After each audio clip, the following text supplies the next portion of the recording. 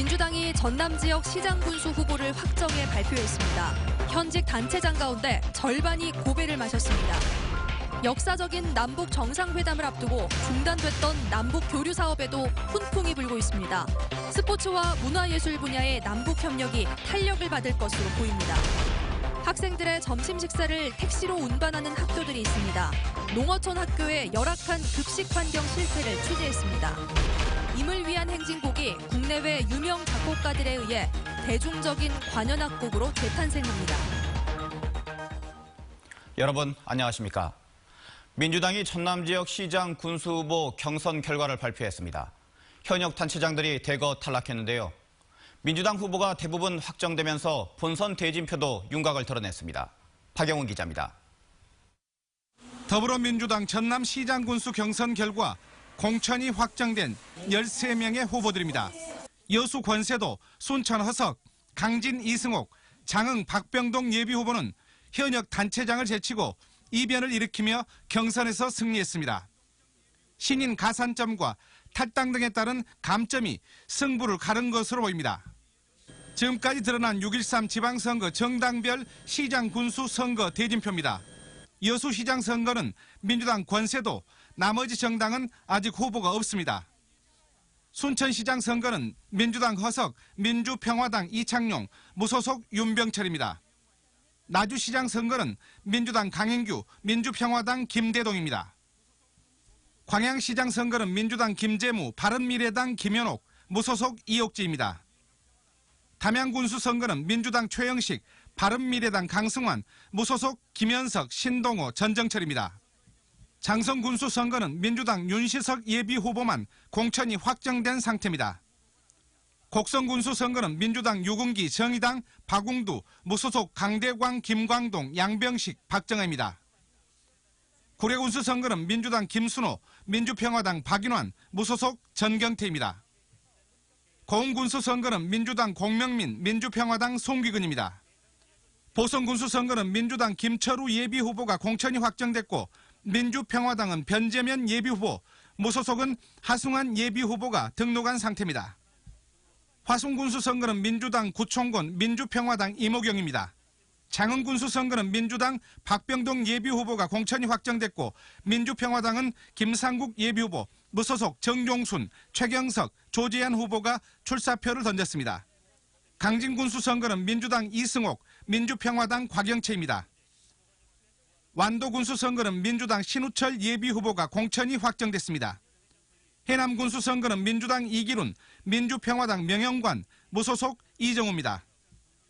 진도군수 선거는 민주당 이동진, 민주평화당 장일, 무소속 이양래 김희수입니다. 영암군수 선거는 민주당 전동평 예비후보의 공천이 확정된 가운데 민주평화당은 박소영, 김철호 예비후보의 경선이 예정돼 있고 무소속 박성호 예비후보가 등록을 마쳤습니다. 무안군수 선거는 민주당 정영덕 공천 확정, 민주평화당은 김재훈, 김팔봉, 임창진 예비후보가 경선을 앞두고 있습니다.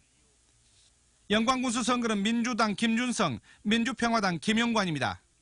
한평군수 선거는 민주당 김성모, 민주평화당 이운행, 무소속 노두군 윤석규입니다. 목포시장 선거는 민주당 후보 경선이 남아있고 민주평화당 박홍률, 정의당 박명기, 한반도 미래연합 김성남 후보는 확정됐습니다. 신안군수 선거의 경우 민주당은 심사 보류 중, 민주평화당은 후보 간 경선을 앞두고 있고 무소속 박우량 후보가 나섭니다. 민주평화당 등 야당의 후보자 공천이 이달 말 이후 추가로 나오면 최종 대진표는 달라질 것으로 보입니다. MBC 뉴스 박영훈입니다. 민주당이 광주 서구갑 선거구의 전략공천 방침을 철회할 가능성이 점쳐지고 있습니다. 민주당의 박혜자 예비후보는 보도자료를 통해 자신은 경선을 거부한 사실이 없고 조만간 공천 방식이 결정되면 선당 후사의 정신으로 응하겠다고 밝혔습니다. 당 예비후보의 이 같은 입장은 전략공천에 대한 반발 여론 속에 중앙당이 다시 경선을 추진할 가능성을 염두에 둔 것으로 보입니다.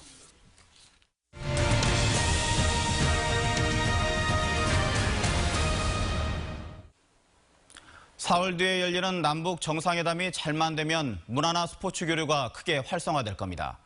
지난 평창 동계올림픽에서 우리는 이를 직접 확인했었죠. 이런 점에서 비엔날레와 세계 수영대회를 앞두고 있는 광주의 역할이 주목을 받고 있습니다. 이계상 기자입니다.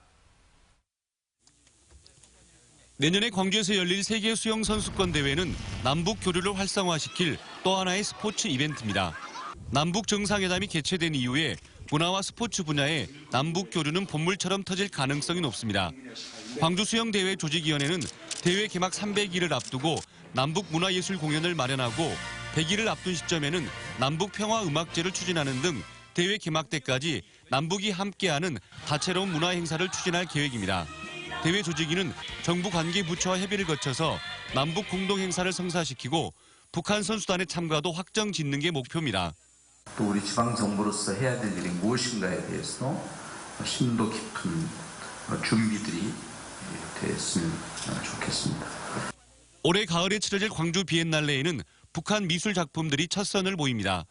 조선화 분야의 북한 최고 작가들이 공동 제작한 대형 집체화들을 한 공간에서 볼 수 있는 건 세계 최초입니다. 관람객들은 북한의 사실주의 미술을 직접 접하고 한반도의 분단 현실을 헤아리는 기회를 갖게 될 것으로 보입니다. 냉전, 분단, 경계가 나온 고립된 상황 속에서 발전한 북한의 사회주의, 사실주의의 미술을 조명하겠습니다. 10여 년 동안 끊겼던 남북 교류 사업이 하루아침에 회복되기는 힘든 상황에서 문화와 스포츠 분야의 교류는 남과 북의 경계심을 완화시킬 기폭제가 될 것으로 기대됩니다. MBC 뉴스 이계상입니다. 보신 것처럼 남북 화해 분위기가 가득한 가운데 여수에서는 북한 반잠수정 전시관이 비판의 대상이 되고 있습니다. 평화보다는 분단의 역사를 지나치게 강조하고 있다는 이유 때문입니다. 조희원 기자가 보도합니다. 2002년 돌산 우두리에 세워진 북한 반잠수정 전시관. 지난 98년 돌산 앞바다로 침투하다 격침된 반잠수정을 전시해 놓았습니다. 자연경관을 훼손할 뿐 아니라 남북 교류에 도움이 되지 않는다는 이유로 건립 초기부터 반대하는 목소리가 높았습니다. 개관 이후로도 찾아오는 관광객이 적어 꾸준히 논란을 빚었습니다. 2005년에는 용지를 임대한 민간단체가 작은 난에 시달리면서 전시관 용지 자체가 경매에 넘겨지기도 했습니다. 전시관이 안정화된 건 지난 2011년. 시가 평화테마촌이라는 이름으로 19억 원의 예산을 추가로 투입해 전시관 시설을 대폭 개보수하면서입니다. 지난 2014년 반잠수정 전시관 옆으로 무기 전시관이 들어서자 이곳을 찾는 관광객의 수는 2배 이상 증가했습니다.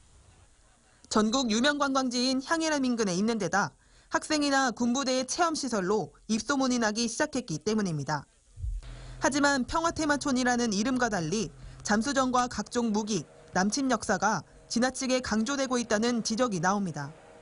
매년 6천만 원이 넘는 예산이 투입되는데 구체적인 홍보 계획은 없다는 것도 문제입니다. 평화테마촌은 무료 관람이라 홍보에 대해서는 아직 그런 계획이 없고요. 이제 향이람 관광객 이제 오면서 아픈 과거가 통일로 가는 걸림돌이 아닌 단단한 반석이 될 수 있도록 컨텐츠 변화와 함께 운영 방향에 대한 고민이 필요한 시점입니다. MBC 뉴스 조희원입니다. 광주 전남연구원의 오병기 책임연구위원은 연구보고서를 통해 마그네슘 소재 산업을 남북 경제협력 사업으로 추진하자고 제안했습니다. 오 위원은 세계에서 가장 많은 북한의 마그네슘 자원과 남한의 소재 가공 기술을 결합하면 세계 시장을 석권할 수 있을 것이라며 이같이 제안했습니다. 또 전남 동부권의 마그네슘 가공 기반과 광주의 자동차 산업 등을 연계하면 새로운 남북 경협 사업으로 만들 수 있다고 주장했습니다. 학생들의 점심 식사를 택시로 운반하는 학교가 있습니다. 쉽게 이해가 되지 않는데 전남에 이런 학교들 상당히 많습니다. 60곳이 넘는데 위생에 문제가 있진 않을까 학부모들은 걱정하지만 교육당국은 대안이 없다는 입장입니다. 김진선 기자의 보도입니다. 학생 수가 52명인 무안군의 한 초등학교. 점심시간이 가까워진 낮 12시를 조금 넘자 택시 한 대가 정문을 통과합니다. 인근 학교에서 점심급식을 운반하는 택시로 장대비까지 내리면서 급식을 옮기는데 한바탕 소동을 치릅니다. 밥을 내려요. 저 문을 열고 내릴 수가 없어요. 그래서 통구차 빼고 제 안으로 들어가서 내리려고. 택시기사는 매일 이 같은 일을 반복하고 있다며 차량에 음식 냄새 배는 것을 우선 걱정합니다. 음식물이 밴다든가 이런 것도 좀 있지. 그래서 우리들도 실제로 기회비용을 져버리고 이것을 한쪽을 이제 하루 한다면 막 손들어 버려. 학부모들은 급식에 위생 문제가 발생할 수도 있다며 학교에 조리시설을 설치해달라고 교육당국에 요구하고 있습니다. 로서는 이들한테 미안하죠. 이게 급식이다 보니까 먹는 음식인데 안전하게 좀 배송이 됐으면 좋겠고 너무 안타깝게 생각하고 있습니다. 전남 지역에서 이처럼 택시나 개인 차량으로 급식이 배달되는 학교는 64곳이나 됩니다. 대부분 농어촌에 위치한 학교들로 위생설비 차량을 구하기도 힘들고 이런 차량이 있다 하더라도 시간을 맞추기 힘들다는 게 교육당국의 입장입니다. 또한 조리시설 설치도 한 학교에 3억 원 이상이 드는 예산 문제 때문에 택시 배달 급식을 강행하고 있습니다. 이중 밀폐 용기를 사용해가지고 음식을 보관하고 운반하고 있고요. 또한 그 대상 학교에서는 조리된 음식을 데워서 먹을 수 있도록 그렇게. 택시로 배달되는 학교 급식에 학부모들의 걱정은 크지만 교육당국이 마땅한 해법을 제시하지 못하면서 불안감은 수그러들지 않고 있습니다. MBC 뉴스 김진선입니다.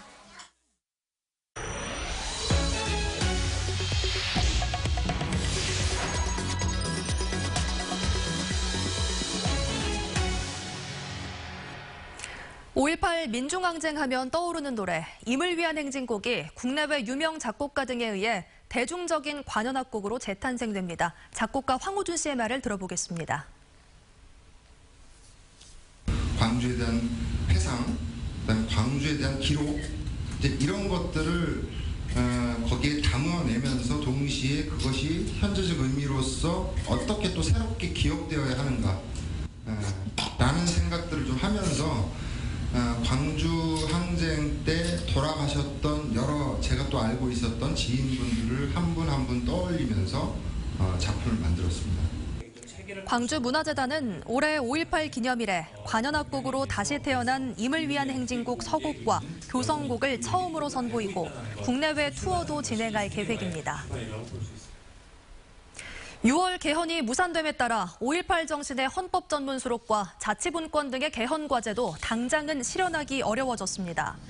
여야의 대치 속에 4월 임시국회가 파행하면서 6월 개헌 국민투표는 사실상 무산됐고 그동안 추진해온 개헌 논의도 당분간 중단될 것으로 보입니다. 이에 따라 5월 정신의 헌법 전문 수록과 자치분권 강화 등 광주가 주목해온 개헌 과제들도 상당 기간 표류할 가능성이 높아졌습니다. 광주 농성 지하차도가 다음 달부터 일부 폐쇄됩니다. 광주시는 농성 지하차도의 경사를 완화하는 구조 개선 공사를 위해 5월 1일부터 상록회관에서 화정역 방향의 지하차도를 폐쇄하고 농성교차로의 신호체계도 변경한다고 밝혔습니다. 다만 화정역에서 상록회관 방향의 지하차도는 정상 운영하기로 했습니다. 광주시는 공사 기간 동안 농성광장 일부 차로의 교통통제가 불가피하다며 미리 우회해달라고 당부했습니다. 5.18 민주화운동 구속부상자회 일부 회원들이 회장 등 집행부의 공금 횡령 의혹을 제기하며 연좌 농성에 들어갔습니다.